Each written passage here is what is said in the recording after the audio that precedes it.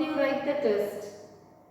I hope you all have done well. Okay. We are learning about history. Okay. In this class, we have learned in the previous classes. We have learned about the spread of Christianity and spread of Islam.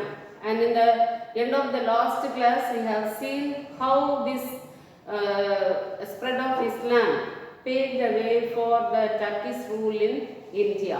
Okay. Today we are going to learn about the Turkish invasion and the establishment of the Delhi Sultanate. Okay, Turkish invasion and the establishment of Delhi Sultanate. Because the Turks invasion paved the way for the Delhi Sultanate in India, the Sultanate rule in India. Okay, when we see Turkish invasion, before that we should know who were these Turks. Okay, in the previous class already I gave a little idea about who is Turks. Okay, Turks were the nomadic tribes who found in the Central Asia. Okay, during the period of caliphs, Abbasid caliphs. Okay, and these Turks were the warriors who worked or who acted under the control of Abbasid caliphs. Now, what happened to these people? How these Turks became popular? Okay, how they established their rule in different parts of Central Asia. Okay, that what we are going to learn in this class. Okay, when we see these Turks, okay, I said they were under the control of Abbasid caliphs. We know that the period of Abbasid caliphs. Okay, what was the period of Abbasid caliphs? The period between 8th to 9th century. Okay, and at the end of 9th century, the political power of Abbasid caliphs declined, and thus it led to the declination of Abbasids. Okay, and at the end of the Abbasid caliphs, okay, when we see these Turks or these nomadic tribes, they came into power. Okay, why they have come into power? Because of the disintegration of Abbasid caliphs or the Arab Empire. Okay, there was a disintegration in the Arab Empire that paved the way for the Turkish rule in Central Asia and also different other parts of Asian countries. Okay, now when we see these people, there are two important states that formed due to the disintegration. One is Ghazni and another one is Ghor. Okay, there are two rulers, Muhammad of Ghazni and Muhammad of Ghori, two important rulers, Turkish rulers who invaded in India. Okay, we are going to learn about these two people, and we will be knowing how they have established their kingdom. Okay, how did they fulfill their motivation? Okay, first of all, we are going to see about Muhammad of Ghazni.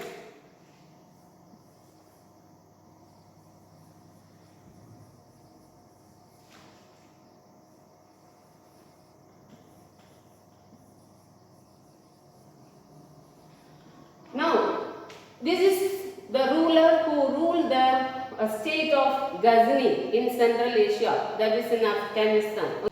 Okay, now what is the period of Muhammad of Ghazni? Okay, it was from 1001 to 25 CE. Okay, now there are two different motivations between these two rulers, Muhammad of Ghazni and Muhammad of Ghori. Now, what is the motivation of Muhammad of Ghazni? Okay, his main aim was, he was an ambitious ruler, he was a army general. Okay, he was a leader. Okay, he was an ambitious ruler, he was a ruler, he was an army general. Okay, he was potent and able person who to become a ruler. Now, when we see what is his ambition, his main aim was not to establish but his main aim was he wanted to extend his kingdom in the Central Asia, in Afghanistan. Okay. Now, during his period of time, there was threat for his rule in Ghazni from the neighboring countries. Okay. So, his main motivation was to protect his kingdom in Central Asia. In order to protect his kingdom, he wanted a large, huge army. Okay. So, if he wanted to maintain a large standing army, he need lot of money. Okay. So, there is no apt situation or the condition of Afghanistan or condition of Ghazni was not that good to gain income from his place. Okay. So, he found the wealth. He has seen that India was the good area or good place to plunder or to gain all his wealth and to fulfill his motivation to establish and extend to have this strong kingdom in Central Asia. Okay, that's why he happened to invade India. When we see Muhammad of Ghazni, he invaded India for 17 times. Okay, within the period of 25 years, he invaded India for 17 times. Now, I already told his aim is not to establish his kingdom in India. His main motive was to plunder the wealth or riches from India. Okay. Now, he aimed on the city temples. Okay, like the city of Somnath, the temple of at Somnath. Okay, it was the temple city and it was the place where the wealth was kept together, the wealth of the nation kept together. Okay, now what made Muhammad of Ghazni to invade India? Now, during his period, the North India, there was no unity among the rulers. The Rajput rulers were ruling in India during his period around 1001 CE. Okay, the North Indian rulers, the Rajput rulers they disintegrated. There were disunity among these rulers. Okay, that made possible for Muhammad of Ghazni to invade India. Now he concentrated on the temple cities. The main temple city was Somnath temple. Okay, Somnath temple was attacked many times and the temple was plundered. Okay, the wealth from this temple was drained by the invasion of Muhammad of Ghazni. Not only the Somnath temple, he also concentrated on other temple cities and other important cities of North India. Okay, and when we see this city with a plunder or with a wealth he has plundered from India, he established a great standing army. Okay, and that's why he could protect his country. And in, not only that, he also constructed magnificent mosques, libraries, museums in Ghazni. So his main aim was to make Ghazni as the attractive city or attractive nation. Okay, and also he made the city with diamond pearls, valuable pearl, and also with rubies. Okay, he constructed. So the city was sparkled with the bright shining diamonds. Okay, and when we see Ghazni, he was not only the explorer or he was not only the military ruler, he also patronized scholars and poets. Okay, he enjoyed being with the poets and scholars.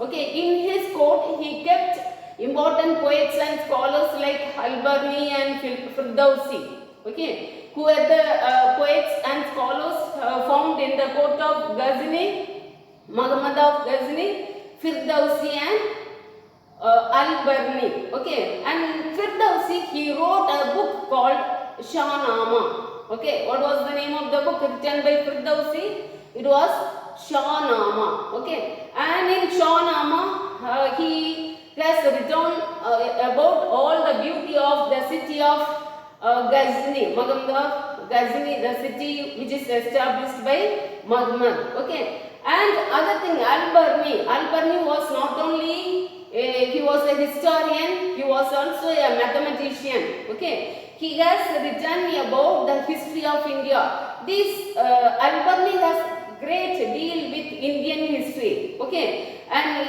it was Al-Biruni who wrote about the details of Indians. Okay, that the Indians were the exclusive people. Okay, because the scientific knowledge of Indians that kept the people separate, that made the people to be different from other people. Okay, these all details were written in the history of Al-Biruni. And the next thing when we see at the end of Muhammad of Ghazni, after his death, this Ghazni became disintegrated. The Ghazni became weak. Okay, so around 150 years, India lived freely without any invasions. And after the 150 years of Ghazni, there was another ruler. He was concentrated on India. Okay, that is Muhammad of Ghori.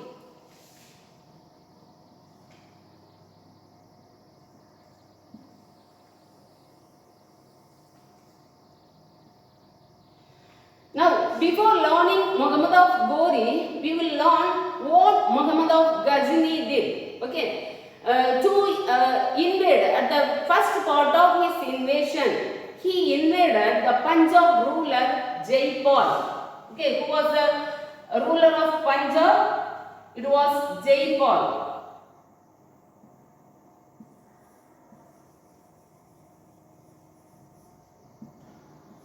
Jaipal was the ruler of Punjab. So, the first part of his invasion, Muhammad of Ghazni invaded the region of Punjab.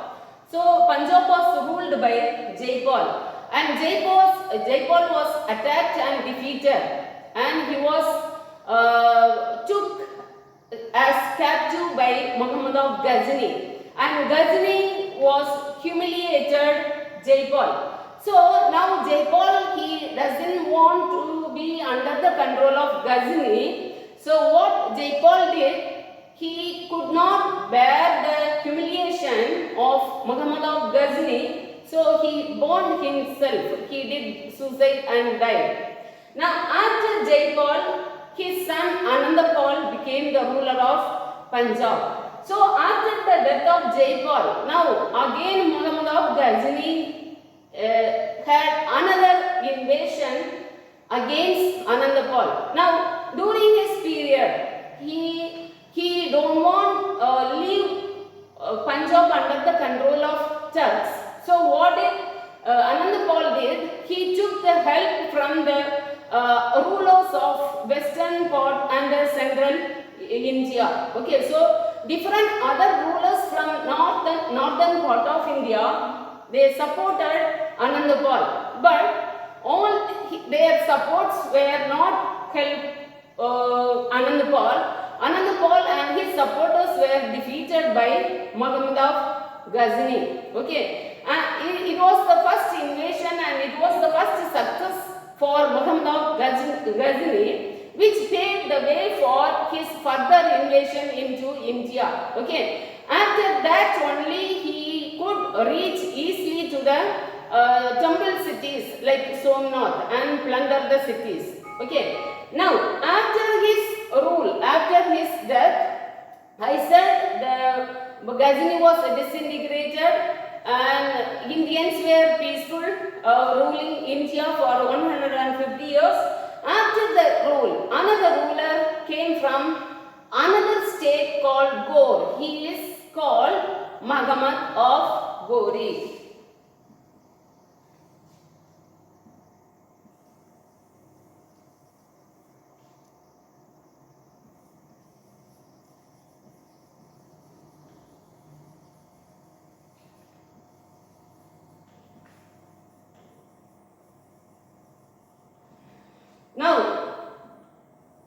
he was a ruler in the state of Gori during 12th century CE. Okay. Now his motivation is entirely different from Muhammad of Ghazni. Okay. Muhammad of Ghazni's aim was to expand his kingdom in Central Asia, but Gori's aim was to establish his rule in India by defeating different part of India. He wanted to establish his kingdom in India. That is a different motivation. So Muhammad of Ghori, he invaded different places to establish his power in India. Okay.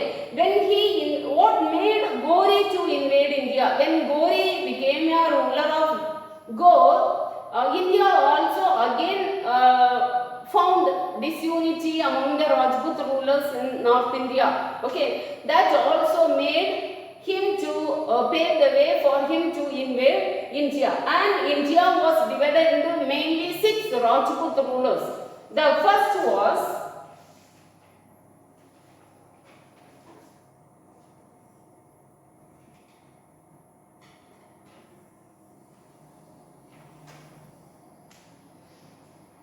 Rajputs.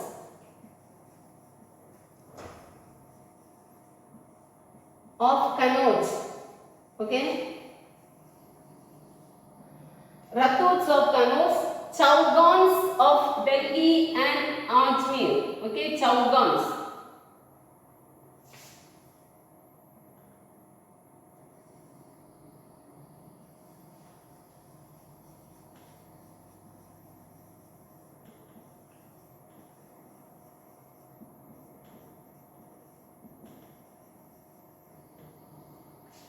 Now, Solangis of Gujarat.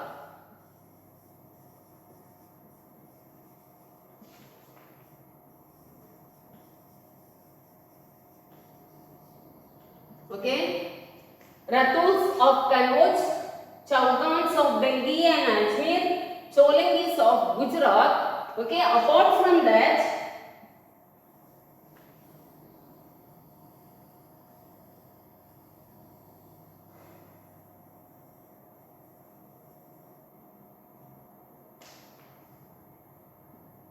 the Paramaras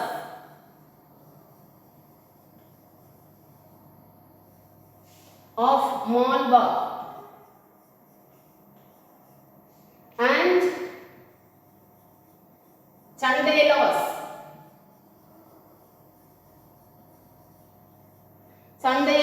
of Bundelkhand. Okay.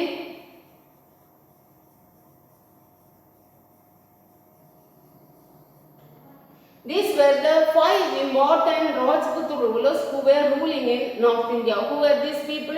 First one, Rajputs of Kannauj, okay, Solangis of Gujarat, then other Chaugans of Delhi and Ajmer, okay, Paramaras of Malwa and the Chandelas of Bundelkhand. These were the important rulers who were ruling in North India. Now, the main motive of Muhammad of Ghori was to defeat all these people and to have his kingdom, to establish his kingdom in India. Okay, so what did he do? He took the support of the Indian rulers because he understood the disunity among the rulers in India. So what happened? He took the support of the Indian rulers to defeat each other. Okay, that is how he could fulfill his desire in India. Okay, that's why the 2 important battles took place in India. The Battle of Tarain, first Battle of Tarain and the second Battle of Tarain. Okay, today we end this class here. The battles we will see it in the next class. Okay, what all things we have seen today? We have seen who were these Turks. Who were the Turks? Turks were the nomadic people, okay, who found in Central Asia, and they were the warriors who worked under the Abbasid Caliphs. And after the 9th century, the Abbasid Caliphs declined. Okay, that kingdom was disintegrated and there were beginning of new states. Okay, two important states were Ghazni and Ghor. The two important rulers were Muhammad of Ghazni and Muhammad of Ghori. Okay, these two rulers will be entirely different motivation. Okay, to invade India. What is the motivation? What is the aim of Muhammad of Ghazni? To strengthen his kingdom in Central Asia. He needed wealth. In order to strengthen his kingdom in Central Asia, he needed a long-standing army. Okay, to maintain a standing army, he needed wealth.